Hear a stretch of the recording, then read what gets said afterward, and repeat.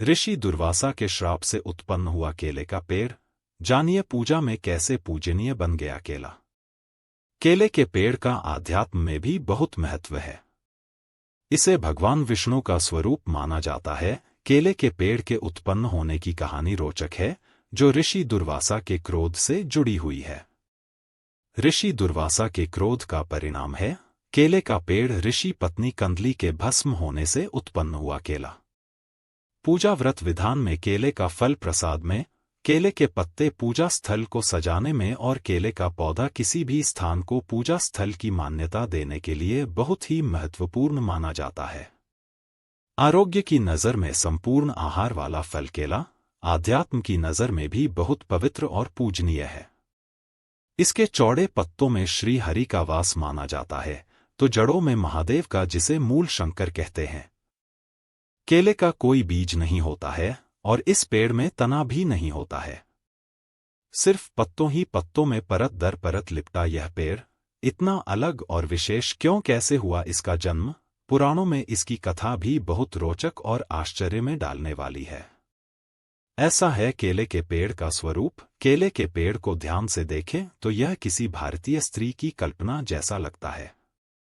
पत्तों पत्तों में लिपटा तना ऐसा लगता है जैसे किसी महिला ने साड़ी लपेट रखी है, और सबसे ऊपरी भाग में फलों से लदी शाखानुमा आकृति जमीन की ओर ऐसी लटकती है जैसे फूलों से सजी हुई किसी महिला की चोटी। दरअसल यह संरचना यूं ही नहीं है, असल में यह एक स्त्री का ही रूप है। इसका वर्णन पुराण कथा में मिलता है, जिसका संबंध सबसे क्रोधी ऋषि दुर्वासा से है।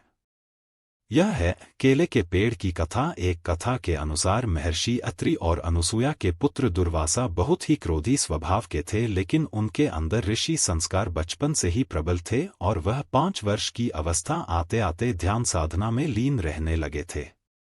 दरअसल दुर्वासा खुद महादेव के क्रुद्ध स्वरूप रुद्र के अंश से उत्पन्न हुए थे।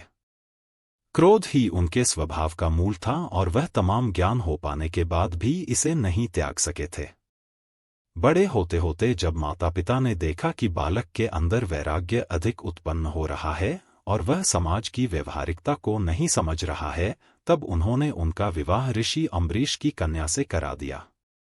ऋषि अम्बरीश ने अपनी कन्या के कई गुण बताए और ऋषि दुर्वासा ने माता पिता की आज्ञा मानकर विवाह कर लिया। ऋषि अम्बरीश दुर्वासा की क्रोधाग्नि को जानते थे, इसलिए पुत्री के साथ कोई अनिष्ट न हो इसके लिए भी चिंतित थे।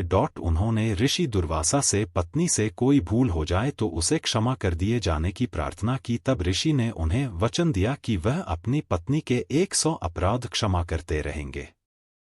गृहस्थ जीवन में कुछ बातें ऊपर नीचे तो होती ही रहती हैं। ऋषि दुर्वासा की पत्नी का नाम था कंदली, जो कि स्वभाव से कर्मठ और बहुत समझदार थी। वह हर एक बात का ख्याल रखती थी, लेकिन फिर भी कभी कभी कुछ न कुछ हो ही जाता था। लेकिन ऋषि ने उन पर कभी क्रोध नहीं किया। ऐसा होने से धीरे धीरे कंदली के स्वभाव में भी निश्चिंतता आने लगी। लेकिन एक दिन ऋषि कहीं से प्रवास कर कुछ देरी से आए। रात में भोजन के बाद उन्होंने विश्राम के लिए कहा, साथ ही पत्नी से कहा कि मुझे कल ब्रह्मा मुहूर्त में जरूर उठा दें। मैं खुद भी कोशिश करूंगा, लेकिन थकान के कारण शायद ऐसा संभव न हो। ब्रह्मा मुहूर्त में ऋषिवर को जरूरी अनुष्ठान करना था। अगली सुबह कंदली की ब्रह्मा मुहूर्त में नींद तो खुली, लेकिन आलस के कारण न तो वह खुद उठी और न ही ऋषि को उठाया। सुबह सूर्योदय के बाद जब ऋषि की आंख खुली तो दिन चढ़ आया था। अपना अनुष्ठान न कर पाने के कारण वह कंदली पर बहुत क्रोधित हुए और उन्हें भस्म हो जाने का श्राप दे दिया। ऋषि के शाप का तुरंत असर हुआ और कंदली राख बनकर रह गई।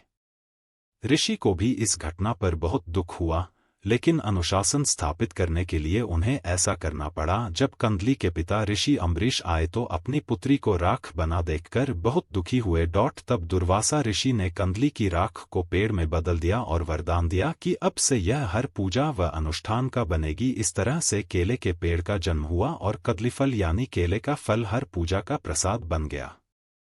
यही वजह है कि केले के पेड़ की गुरुवार को पूजा होती है। दोस्तों, आपको ये जानकारी कैसी लगी कृपया कमेंट करके ज़रूर बताएं। वीडियो पसंद आया हो तो लाइक करें और ऐसी ही और भी बहुत सारी कहानियों को सुनने के लिए चैनल को सब्सक्राइब जरूर करें। धन्यवाद।